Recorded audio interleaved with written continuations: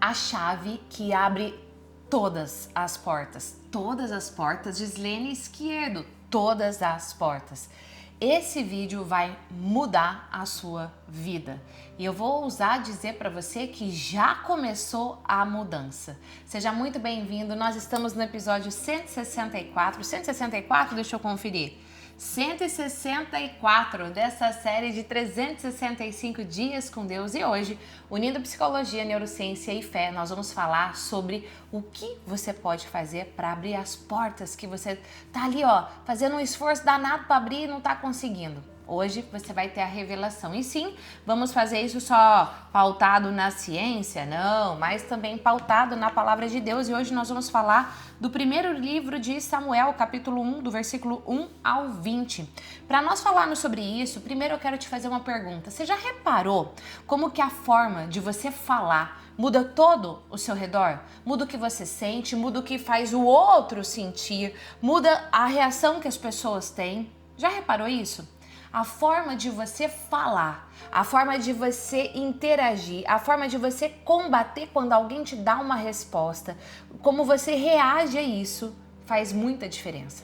A neurociência fala que a voz, ela é o espelho das emoções do ser humano, que a voz, ela entrega o que o seu cérebro está sentindo. Se você está com medo, se você está com raiva, se você está com fé, se você está confiante, o ritmo, a velocidade, a respiração do que você fala entrega o estado emocional que você sente. É por isso que a neurociência fala que a voz é o espelho das emoções. E aí, ao falar disso, não tem como eu não lembrar da história de Ana. Você já ouviu a história de Ana? Pois é, nós vamos escutar junto. Senta que vem aí uma história uau para você e que tem a ver com a sua vida hoje.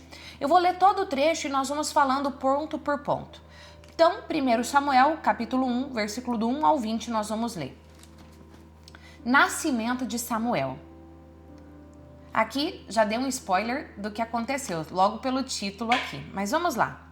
Havia em Ramataim, Sofim, um homem das montanhas de Efraim chamado Eucana, filho de Jeroão, filho de Eliú, filho de Tou, filho de Sufi, o Efraimita. Tinha ele duas mulheres, uma chamada Ana e outra Fenena. Esta última, Fenena, tinha filhos, Ana, porém, não os tinha. Cada ano subia esse homem de sua cidade para adorar o Senhor dos Exércitos e oferecer-lhe um sacrifício em Silo, onde se encontravam os dois filhos de Eli, Ofni e Finéias, sacerdote do Senhor. Cada vez que Eucana oferecia um sacrifício, dava porções à sua mulher, Fenena, bem como para seus filhos e filhas que ela teve. Ana, porém, dava uma porção dupla, porque a amava, embora o Senhor a tivesse tornado estéril. Então você imagina a cena. Tem esse homem, filho de todo esse povo aí que eu falei pra você, e ele subia ao monte para fazer adoração. Naquela época oferecia ali um sacrifício no momento da oração. Ele pegava uma parte, dava para sua esposa e outro para todos os filhos, e para Ana, o certo era dar só uma. Como ele a amava muito, ele dava duas. Por amor, porque Ana era estéril. E até então dizia-se, se é estéril é porque Deus assim o quis.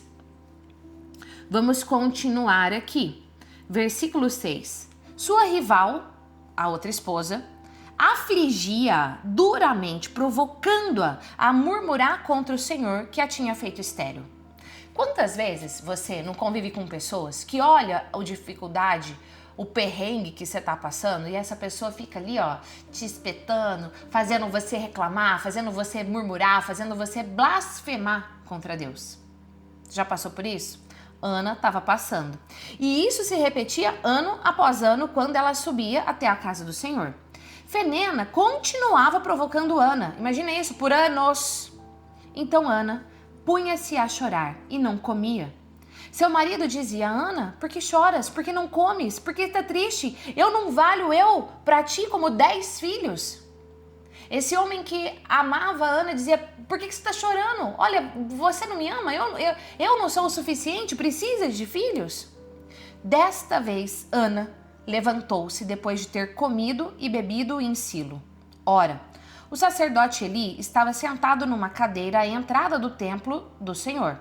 Então imagina que Ana vai até o templo para fazer uma oração.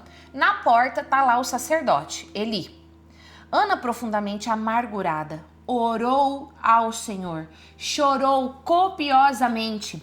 Quando você está amargurado, quando você está triste, quando você está por um triz, para quem que você vai se abrir? Ana foi se abrir com o Senhor. Chorou copiosamente e fez um voto, dizendo: Senhor dos exércitos, se vos dignardes olhar para a aflição de vossa serva e vos lembrardes de mim, se não vos esquecerdes de vossa escrava e lhe derdes um filho varão, eu consagrarei ao Senhor durante todos os dias de sua vida, e a navalha não passará pela sua cabeça.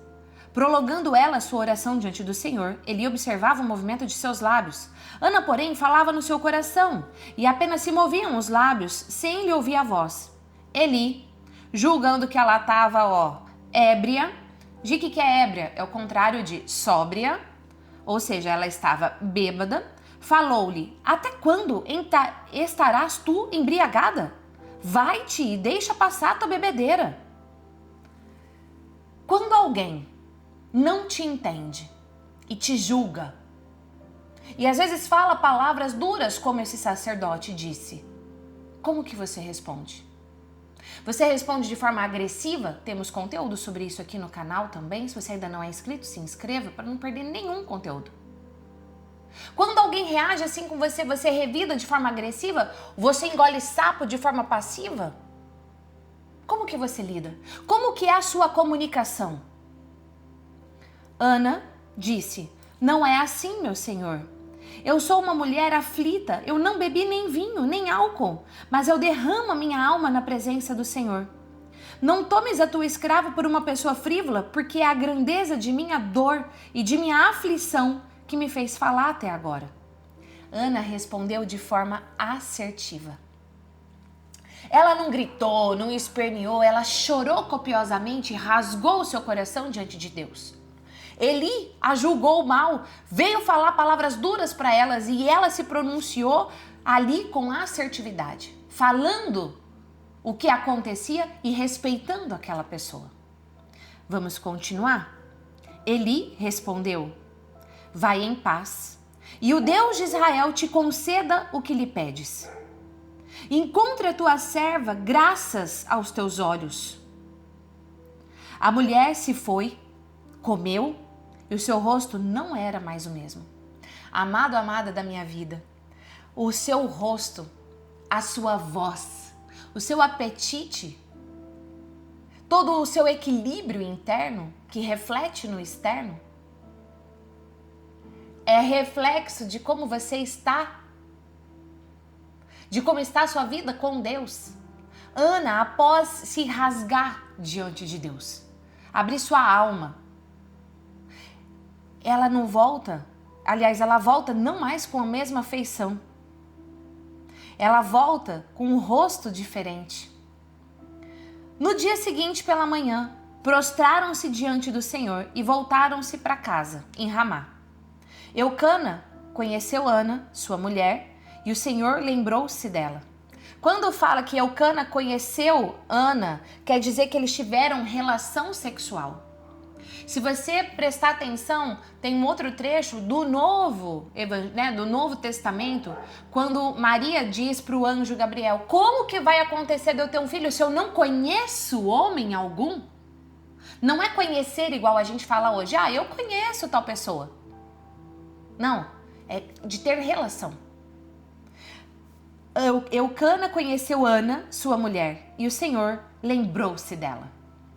Ana concebeu e, passado seu tempo, deu à luz a um filho e chamou-o Samuel, dizendo: porque eu pedi ao Senhor. Palavra do Senhor, graças a Deus. A neurociência, amado, amada da minha vida, diz que a ressonância emocional que acontece dentro do ser humano, todas essas emoções, ela é transmitida pela sua comunicação. Pela sua comunicação verbal, pelo tom da sua voz, como eu falei no início desse episódio, mas também pela sua afeição, pelo seu rosto, pelo jeito que você anda. O seu cérebro, ele tem o poder de espelhar o cérebro do outro. Como assim, Gislene Esquerdo? Se você convive com pessoas, por exemplo, você tá numa mesa, junto comigo, e eu começo a bocejar, você nem tá com sono, mas de repente você começa a bocejar. Por quê? Porque os seus neurônios espelhos, eles são ligados aos meus e você começa a imitar o meu comportamento. Tá, mas o que isso tem a ver se nós estamos falando de comunicação? Você não precisa aumentar o volume da sua voz para o outro te ouvir. Você precisa de verdade. A sua voz, a sua comunicação precisa ser uma comunicação rasgada de alma, começando com a sua comunicação com Deus e depois a sua comunicação diante dos homens. Como está a sua comunicação com Deus? Como está a sua comunicação consigo mesmo?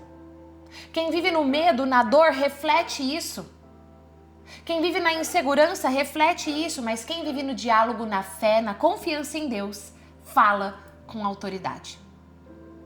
Que todo esse conteúdo possa te ajudar, assim como Ana, a se rasgar diante do Senhor e falar de forma assertiva, com confiança. E que isso mude todo o seu entorno. Deixa aqui o seu comentário. Senhor, transforma a minha comunicação. Senhor, transforma a minha comunicação. Amado, amada, essa voz que convence o mundo, ela nasce de quem conversou com Deus. Essa voz que convence o mundo nasce de quem conversou com Deus. E aí você se desenvolve enquanto comunicador.